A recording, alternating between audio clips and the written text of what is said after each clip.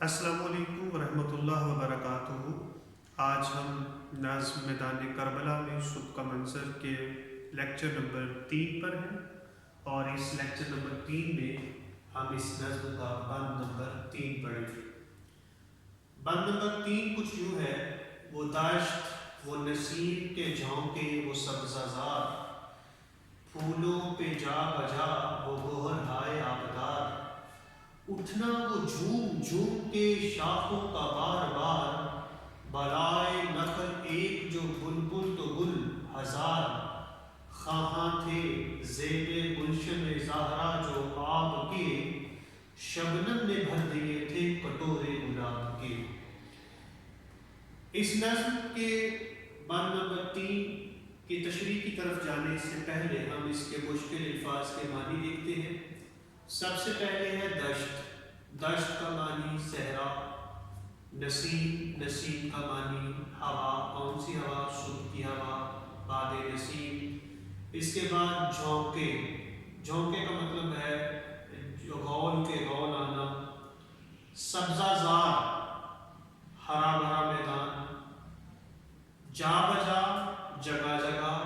گوہر ہائے آبدار، آبدار کا مطلب ہے چمکدار، اور گوہر ہائے سے مل کر جب ترکیب بنے گی تو اس کا مطلب ہوگا چمکنے والے موتی۔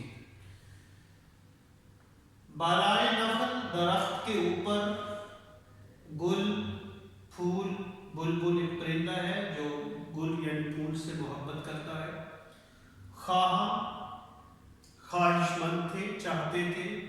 زیب کا معنی ہوتا ہے سجاوٹ، گلشن کا معنی ہوتا ہے پھول، اور زہرا حضرت فاطمہ الزہرا رضی اللہ تعالیٰ عنہ کی یہ کنیت ہے۔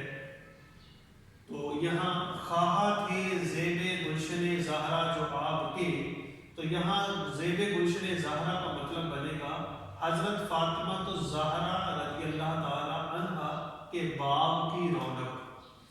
آب پانی، شبنم اوس کے قطرے، کٹورے پیالے، گلاب پھول کا نام ہے، ایک پودا ہے۔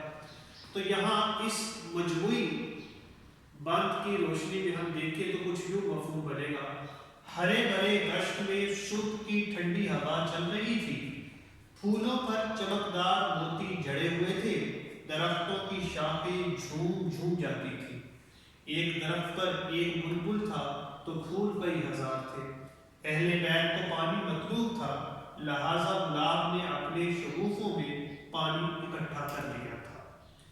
یوں اگر ہم اس مفہوم کو دیکھیں تو ہمیں چند نکات ملتے ہیں جن کی روشنی ہم تشریح کی طرف بڑھ سکتے ہیں۔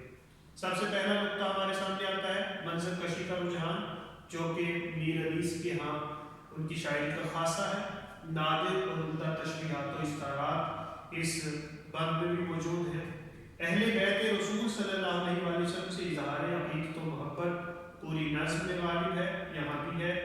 عمدہ تصویر کاری اور بلند تخیل، یہ بھی میر انیس کے ہاں ہمیں جا بجا نظر آتا ہے۔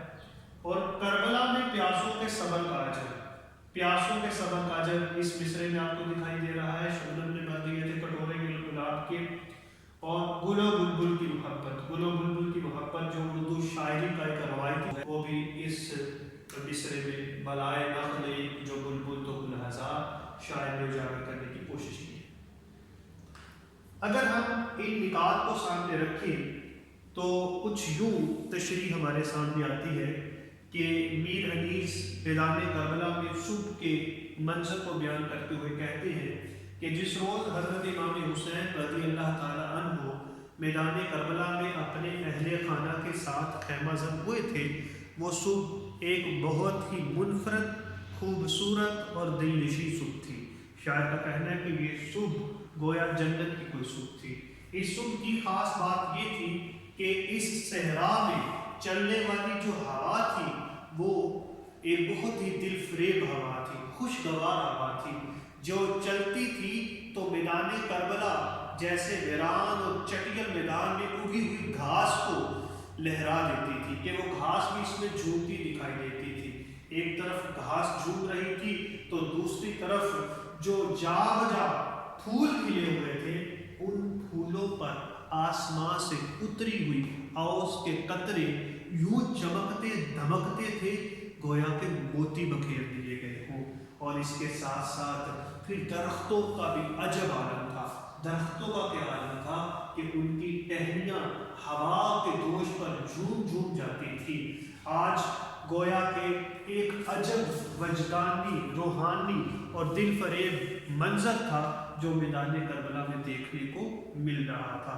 शायर ने यहाँ उर्दू शायरी के एक रवायती मौजू जो कि गुल और बुलबुल की मोहब्बत का मौजू है उसको भी उजागर कर दिया है।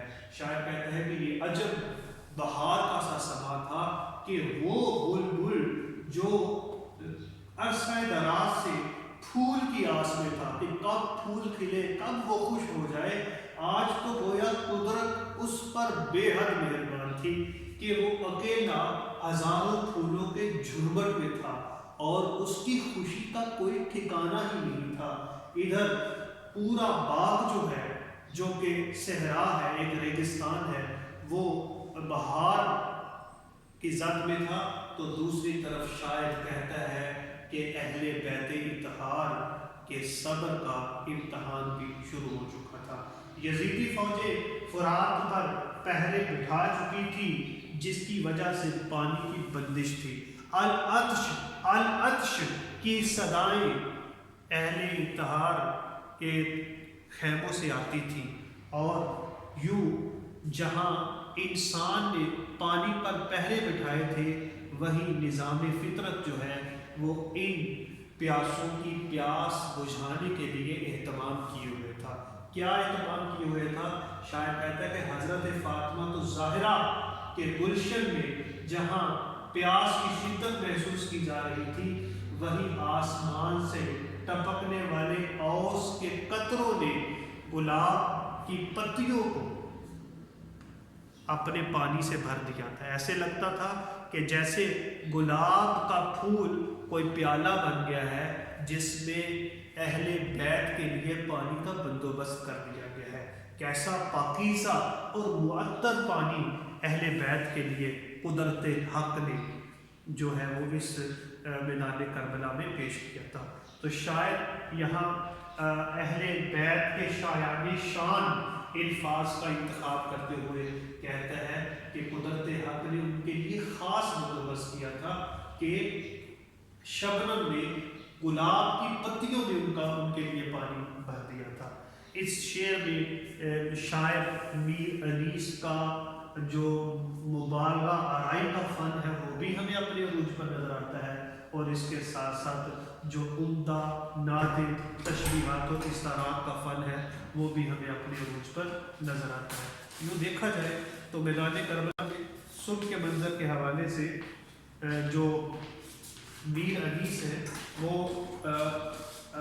अपने अरूज पर नज़र आते हैं, मुबालगा आराई के हवाले से भी और इसके साथ साथ जो तशरीहात और इस्तारात हैं उनके हवाले से भी। इसमें मुख्तलिफ अशार जो हैं वो भी लिखे जा सकते हैं, जैसे शबनम के वो गुलों पे कोहर आए आबदार, फूलों से सब भरा हुआ दामाने को हसार।